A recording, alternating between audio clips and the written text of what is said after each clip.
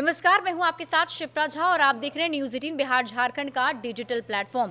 देखिए, सड़क पर आवारा कुत्ते लगातार लोगों को अपना निशाना बना रहे हैं। आपने ऐसे कई वीडियोस देखे होंगे जिसमें कुत्तों ने लोगों पर हमला कर दिया, कभी छोटे बच्चे पर हमला कर दिया और कई लोगों की तो दर्दनाक मौत भी हो चुकी है।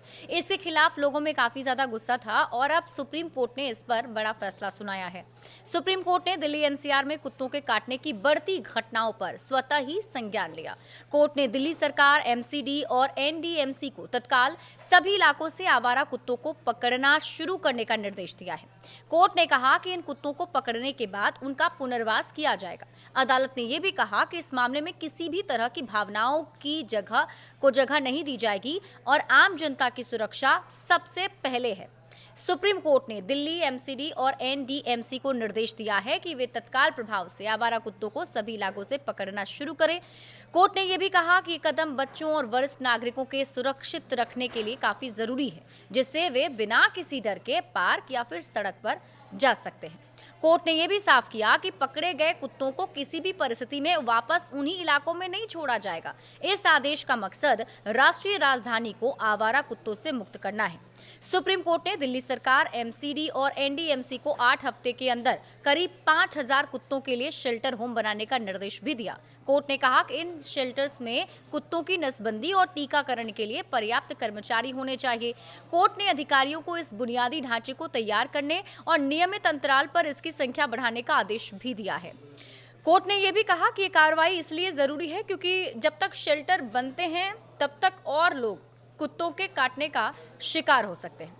सुप्रीम कोर्ट ने सभी संबंधित अधिकारियों को 1 हफ्ते के अंदर एक हेल्पलाइन जारी करने का भी आदेश दिया है, जिससे कुत्तों के काटने की शिकायत तुरंत दर्ज की जा सके। कोर्ट ने निर्देश दिया है कि शिकायत मिलने के 4 घंटे के अंदर उस कुत्ते को पकड़ लिया जाए। कोर्ट ने चेतावनी दी कि अगर कोई शख्स या संगठन इस निर्देश के पालन में बाधा डालता है तो उसे कोर्ट की अवमानना माना जाएगा।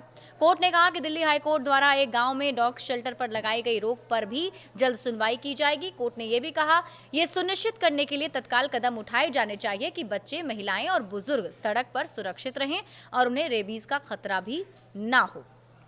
तो नोएडा, गाजियाबाद और गुरुग्राम के लिए भी निर्देश जारी हो गए हैं। सुप्रीम कोर्ट ने दिल्ली के साथ साथ नोएडा, गाजियाबाद और गुरुग्राम के अधिकारियों को भी यही निर्देश दिए हैं। कोर्ट ने सभी जगह पर आवारा कुत्तों को पकड़ के शेल्टर होम बनाने और हेल्पलाइन शुरू करने के लिए कहा है। कोर्ट ने कहा कि यह तय करना अधिकारियों की जिम्मेदारी है कि लोग बिना किसी डर के बाहर निकल सकें। कोर्ट ने यह भी कहा कि इन निर्देश का पालन सख्ती से किया जाना चाहिए और किसी भी तरह का समझौता इसमें बर्दाश्त नहीं किया जाएगा।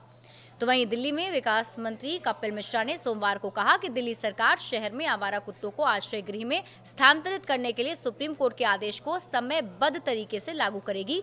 उन्होंने ये भी कहा कि फैसला दिल्ली को रेबीज और आवारा पशुओं की भय से मुक्त करने का मार्ग प्रशस्त करेगा। कपिल मिश्रा ने सोशल मीडिया पोस्ट में लिखा, मुख्यमंत्री रेखा गुप्ता के नेतृत्व में दिल्ली सरकार का पशु विभाग सभी एजेंसियों के साथ मिलकर इस आदेश का अध्ययन करेगा और इसके उचित क्रियान्वयन की दिशा में आगे बढ़ेगा। बड़े अपडेट्स के लिए आप जुड़े रहिए न्यूज़ 18 बिहार झारखंड के साथ।